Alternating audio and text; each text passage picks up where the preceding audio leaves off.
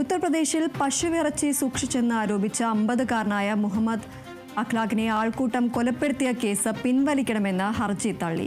സർക്കാർ സമർപ്പിച്ച ഹർജിയാണ് സൂരജ്പൂർ കോടതി തള്ളിയത്. പ്രോസിക്യൂഷൻ സമർപ്പിച്ച ഹർജിയിൽ കഴമ്പില്ലെന്നും നിയമപരമായ അടിസ്ഥാനമില്ലെന്നും കോടതി നിരീക്ഷിച്ചു. വിചാരണ വേഗത്തിലാക്കാനും കോടതി നിർദ്ദേശം നൽകി. 2015-ലായിരുന്നു കേസിനാസ്പദമായ സംഭവം. ഗൗതം ബുദ്ധ് നഗറിലെ വീട്ടിൽ പശുമാംസം സൂക്ഷിച്ചുവെന്ന അഭ്യൂഹങ്ങൾ പരന്നതിനെ തുടർന്നാണ് അയൽക്കാരടങ്ങുന്ന ആൾക്കൂട്ടം അഖ്ലാഖിനെ കൊലപ്പെടുത്തിയത്.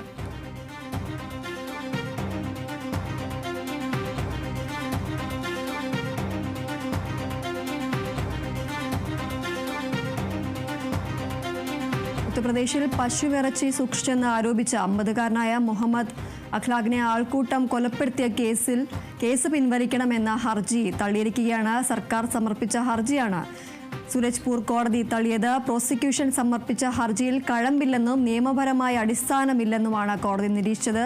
വിചാരണ വേഗത്തിലാക്കാനും കോടതി നിർദ്ദേശം നൽകിയിരിക്കുകയാണ്. 2015-ലാണ് ഈ കേസിനാസ്പദമായ സംഭവം നടക്കുന്നത്. ഗൗതം ബുദ്ധ് നഗറിലെ വീട്ടിൽ പശുമാംസം സൂക്ഷിച്ചുവെന്ന അഭ്യൂഹങ്ങൾ പരന്നതിനെ തുടർന്നാണ് അയൽക്കാരടങ്ങുന്ന ആൾക്കൂട്ടം അഖ്ലാഖിനെ കൊലപ്പെടുത്തിയത്.